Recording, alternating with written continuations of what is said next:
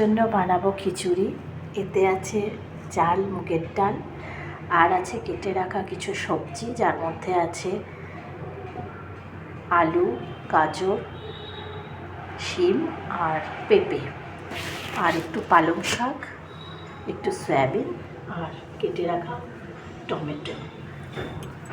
কুকারে সাদা জিরে ফোড়ন দিয়ে তারপর সব সবজিগুলো দিয়ে দিয়েছি। তারপর দিয়ে দিয়েছি ধনে, জিরে, হলুদ আর গোলমরিচের গুঁড়ো দিয়ে এবার এটাকে টমেটো তার সাথে দিয়ে এটাকে এবার একটুখানি অল্প জল দিয়ে কষানো চলছে।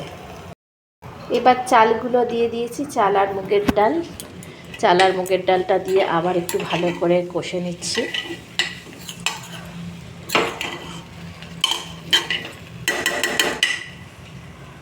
খিচুড়ি গরম গরম রেডি। এটা হলো খুব হেলদি আর একটা টেস্টি রেসিপি। বড়রাও খেতে পারেন, বাচ্চারাও খেতে পারেন।